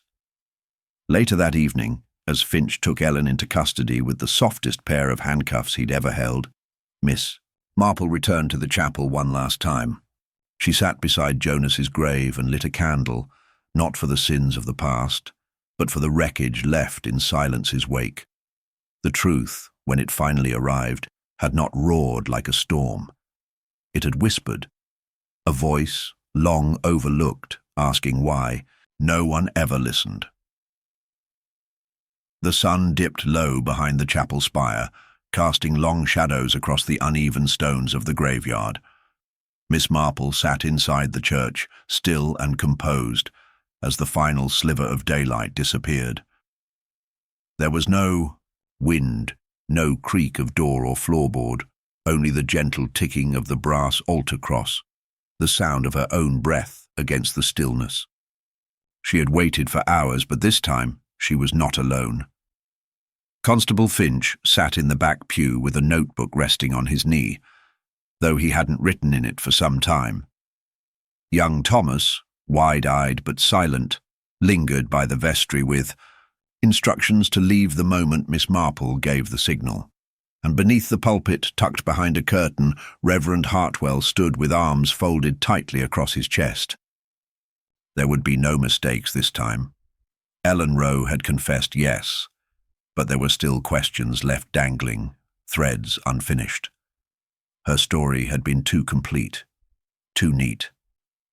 It had taken Miss Marple days to understand what had truly been missing, because Ellen had never truly cared about Jonas's journal.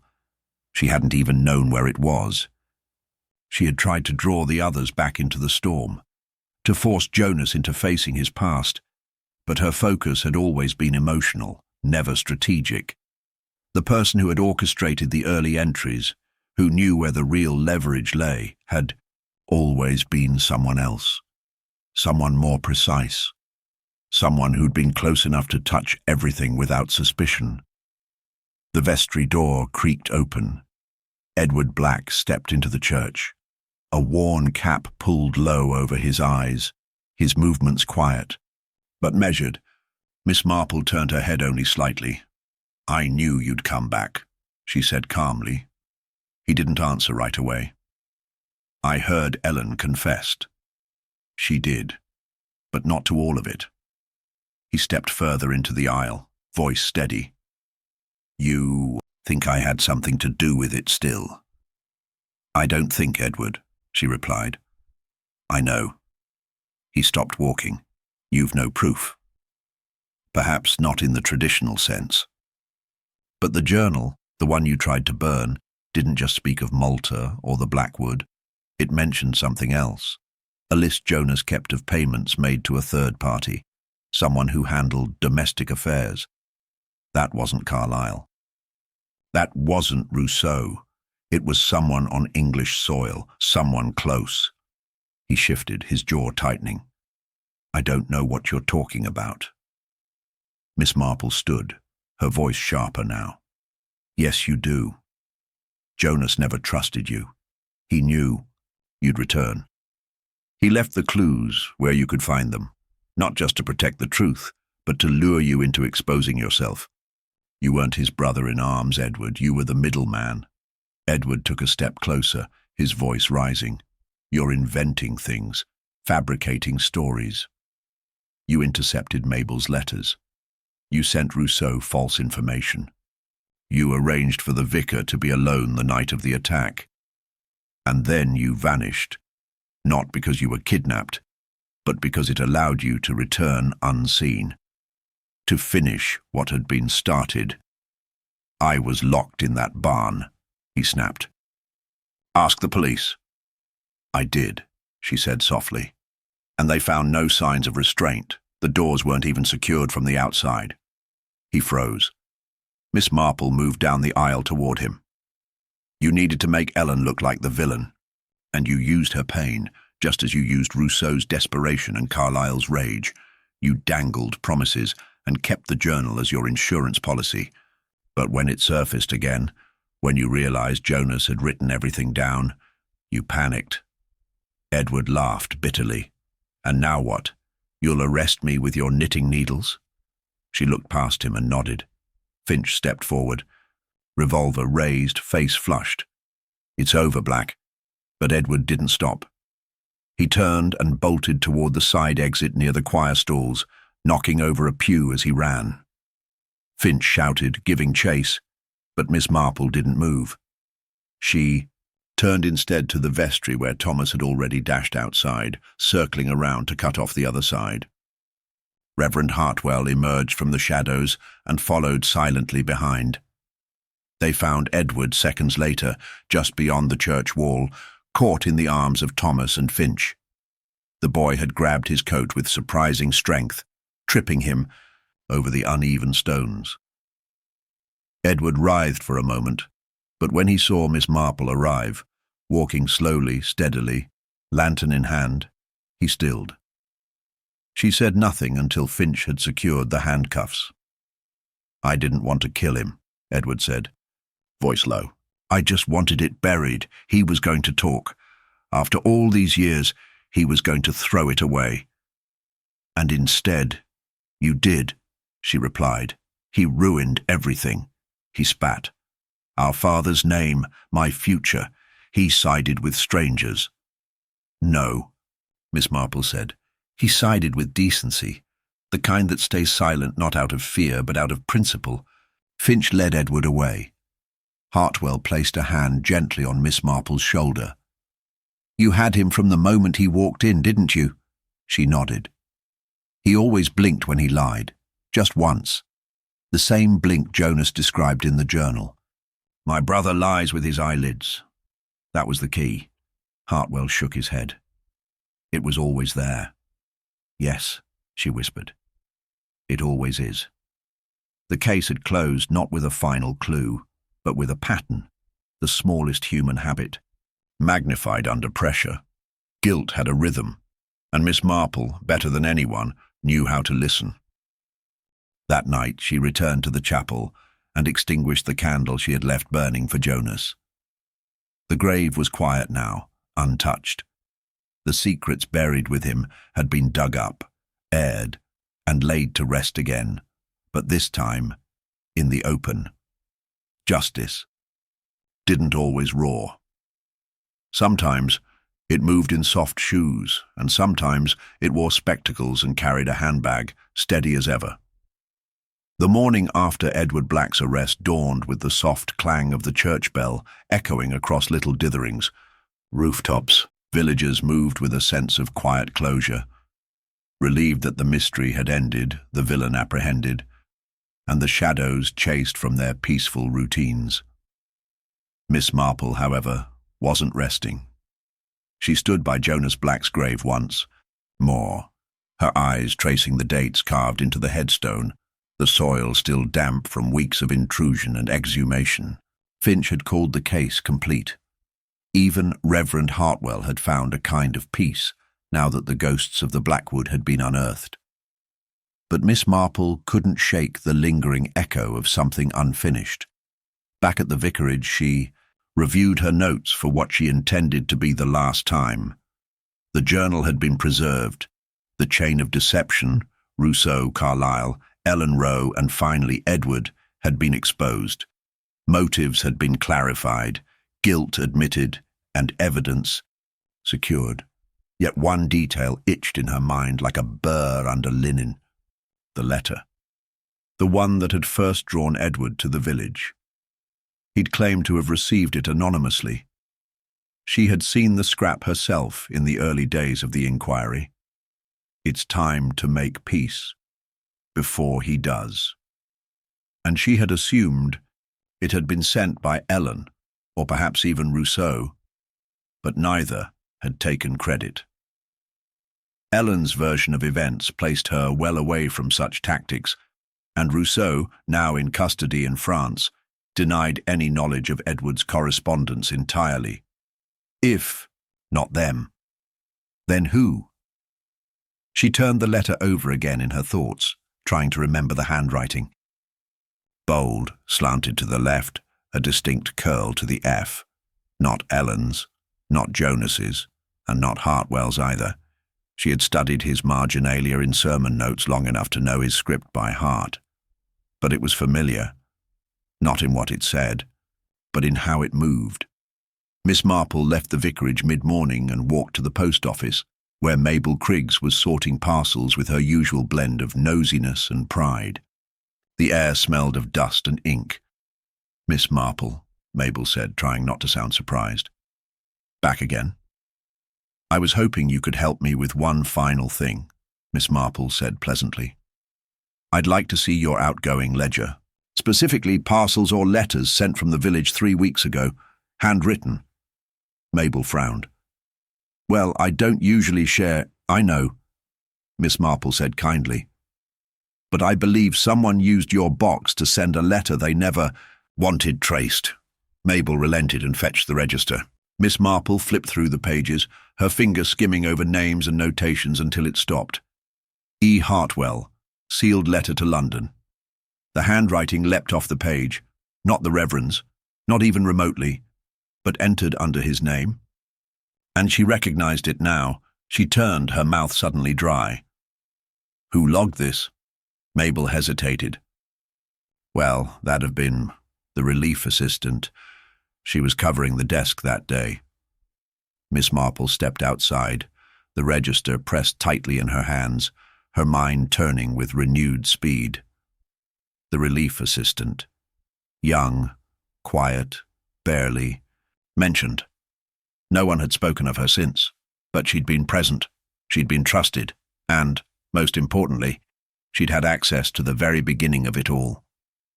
She asked Finch to gather everyone at the chapel that evening, Reverend Hartwell, Mabel, Ellen Rowe, and the postal assistant, whose name she learned was Lorna Mayhew. A quiet girl, often dismissed, recently returned from clerical studies in Torquay and volunteering at the post office to gain community experience. She had nodded politely when introduced, never interjected, never stood out. Which Missy Marple now saw had been the point all along. The group gathered in the pews as dusk folded around the stained glass windows. Miss Marple stood at the altar, her voice calm but firm.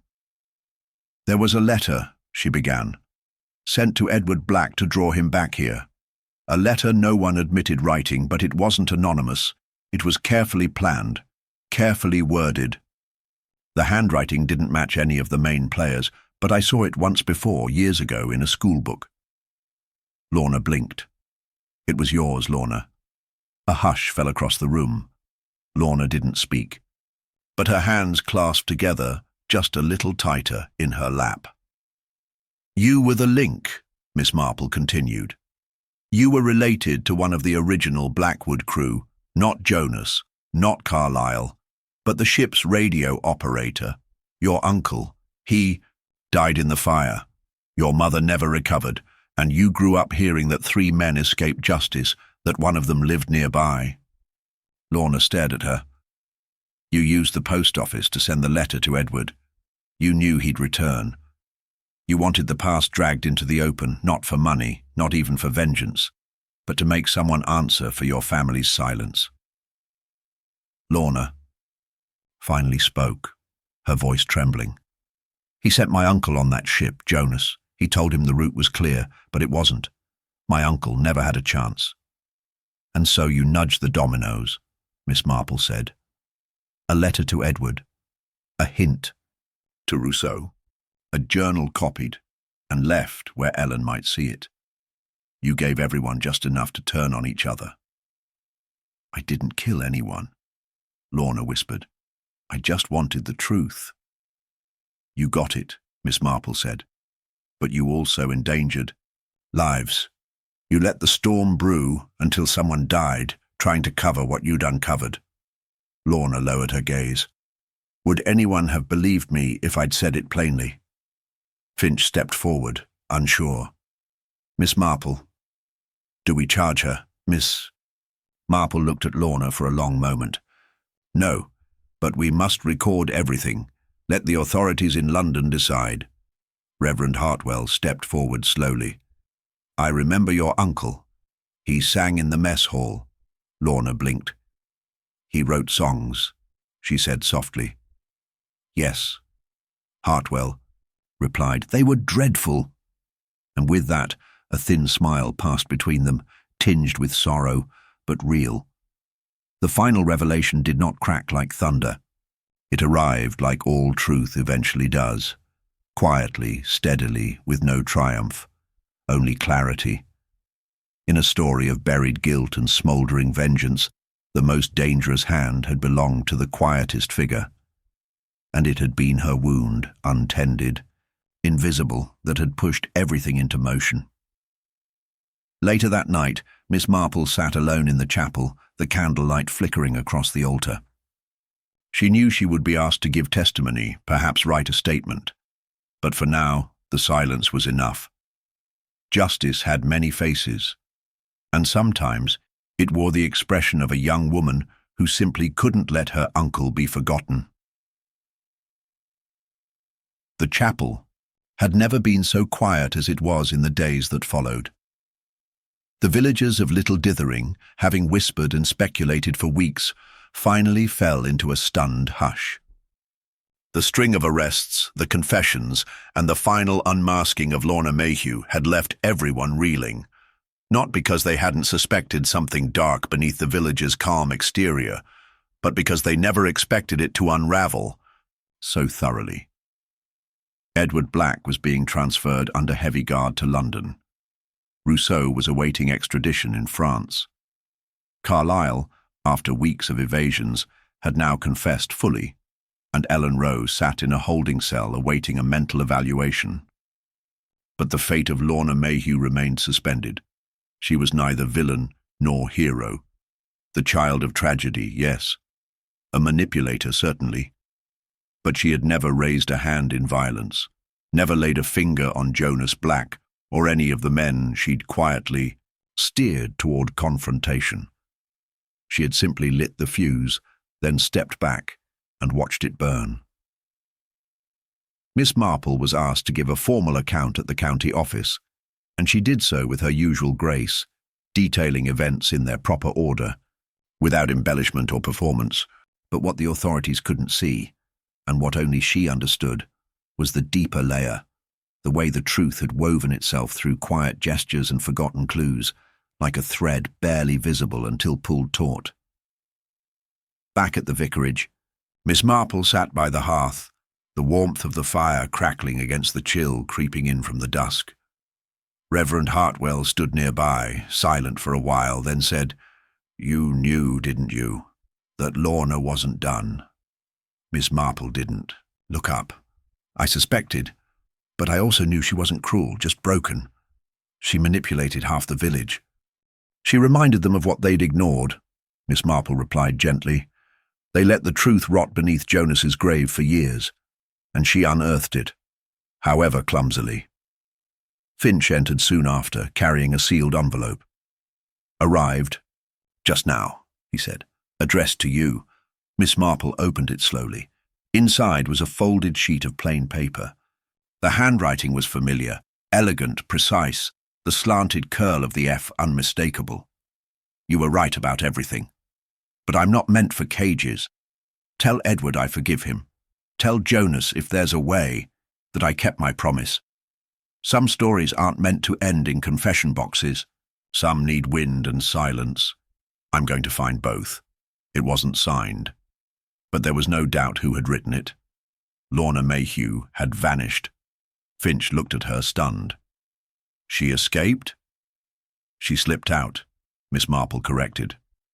"Probably, before the report even reached the magistrate's desk. We'll issue a warrant, alert the stations." "No," Miss Marple said calmly. "You'll do nothing. You'll let the matter rest." Finch blinked. "But she orchestrated everything. She brought the truth forward when no one else dared. She never sought money or revenge, just remembrance. But she—" Miss Marple stood slowly and handed the letter back to Finch. "If she's lucky, she'll live the rest of her life with peace. If not, with ghosts. Either way, justice has been served, to the living and the dead." Finch didn't argue. Not because he agreed, but because something in her voice silenced any rebuttal. Later that evening, Miss Marple returned to the church alone. She walked the path she knew so well now, through the chapel doors, past the aisle where so many truths had been whispered and revealed. At Jonas Black's grave, she paused once more. A single white flower lay upon the headstone, fresh, unmarked, no name or ribbon. She knelt beside it, brushing the soil lightly. "Lorna," she murmured. "That will do." She stood and turned to leave, but not before one last look at the chapel behind her.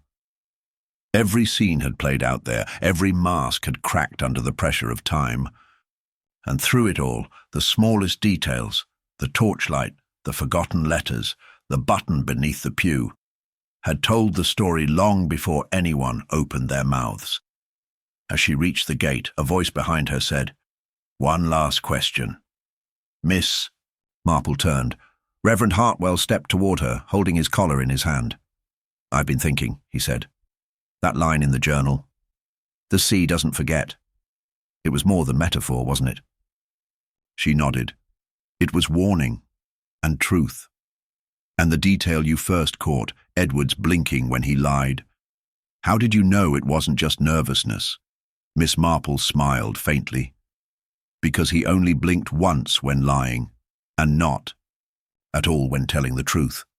Most people do the opposite. That's what Jonas meant when he wrote, 'My brother lies with his eyelids.' It wasn't poetry. It was instruction." Hartwell shook his head in quiet admiration.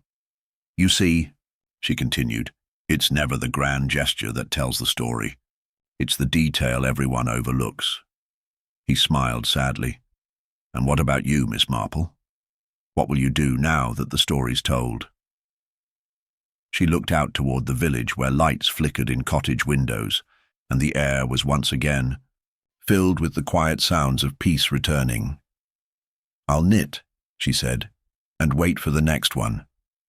Because in villages like Little Dithering, time might pass gently, but the past never stays buried for long."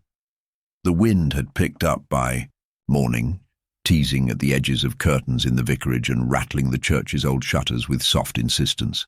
Miss Marple moved quietly through the garden, her shawl wrapped tightly over her shoulders, a worn notebook cradled in one arm. The village had returned to its usual rhythm, tea deliveries clinking along stone steps, milk bottles sweating in the cool air, Mabel Criggs reopening the post office with a clang of keys and rustle of gossip already mounting. Children rode bicycles past the chapel without glancing at the grave that had, only days ago, served as the heart of a tangled reckoning. Justice had been declared served. Lorna Mayhew had vanished without another word. Finch had written up his final report, and even the inspector from the county office had offered a nod of professional approval.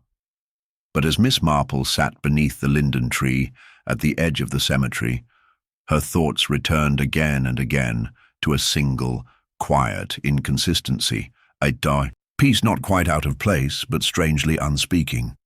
It was Jonas's final journal entry, not the one referencing Malta, nor the passage warning of Edward's blinking lies, but a seemingly unimportant line she'd skimmed over at the time, distracted by greater threads.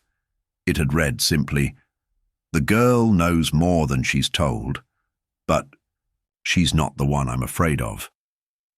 At first, she had assumed it referred to Ellen. It made sense, given Jonas's layered connection to her. But the more she considered it, the more the tone felt wrong. Jonas had described Ellen as sorrowful, broken, complicated, but never dangerous. Lorna, of course, had proven herself a subtle operator, yet even she hadn't truly frightened Jonas. She'd caught him off guard, perhaps, but not enough to warrant that line, so who had? She stood and walked slowly back to the chapel, her steps dragging with the weight of something half-formed. Inside, the air was cool and still. The pews had been rearranged slightly since the last gathering, and the pulpit was newly polished. But it was the vestry that pulled her forward. Not because it was part of the crime scene, but because she hadn't examined it properly, not since the earliest days of the investigation. Reverend Hartwell had insisted it had been undisturbed. But now, standing in the doorway, she noticed a narrow drawer in the cabinet near the wall that had never been opened. Or rather, had once been opened but then carefully resealed with paint, the faint line of old varnish cracking slightly around the edge. She fetched a brass letter opener from the desk and slipped it gently into the seam. It popped open with a small sigh. Inside was a single envelope, yellowed and creased. It was unmarked except for one word on the back, written in black ink. Hold. She opened it slowly. Inside was a second, smaller letter, dated 8 months before Jonas's death. It was addressed not to Edward, not to Ellen, not to Lorna, but to Reverend William Hartwell. "You promised me silence. You've had it all these years. But the guilt's grown teeth. I can't keep it buried. If I die before it's told, let someone see this. You weren't just a chaplain, Will. You were the one who planned the route, and if we walked free, it was only because you knew who to bribe." Miss Marple read the letter twice. Then she closed the drawer, tucked the paper into her pocket, and made her way out into the cold again. She found Hartwell in the garden, feeding birds with stale crumbs. He looked older than he had only days earlier. The weight of the case had hung heavily on him, as though every sermon he had delivered had grown heavier in retrospect. She handed him the letter without a word. He took it in his trembling hands and read slowly. When he looked up, his face was empty of denial. "He sent it to me," he said, barely above a whisper, "when he knew he was ill. I never thought he'd actually follow through. He always said the past would die with us." "It rarely does," she replied. "I didn't take the bribe for myself," he murmured. "It was to buy a hospital ship for the survivors. I told myself it was moral, that the ends justified the root. But it was still a lie, still a silence I held on to too long. And Jonas knew," she said. "That's why he wrote, but never posted it." Hartwell nodded. "I found it again after the funeral. I meant to destroy it." "But you didn't." "No," he admitted. "Perhaps I hoped someone like you would find it." She studied him, a long moment. "Will you confess?" "To whom?" he asked. "To yourself," she said. She left him there, crumpling the letter in his hand, tears she would never see brimming in his eyes. She did not pity him, but neither did she condemn him. She understood the burden of truth better than most, and she knew that justice in its purest form was not always weighed on scales, but in quiet decisions, the ones no one saw, made in locked vestries and behind pulpit doors. By afternoon she was back at her cottage, knitting in her chair beside the window. A parcel sat on her table, delivered from the county office, her statement enclosed, her notes requested for archive. But as she lifted the last page of her notebook, she found something new tucked between the lines. A folded slip of paper, light as a whisper, in the same handwriting as the anonymous note Edward had received. One name never made it to the journal. "Because he paid to stay clean. Ask Mabel where the ledger really went." Miss Marple leaned back, the yarn slipping from her hands. The sea, as Jonas had written, does not forget. But it also never sleeps, and neither, it seemed, would the mysteries that little Dithering had kept buried. Not yet.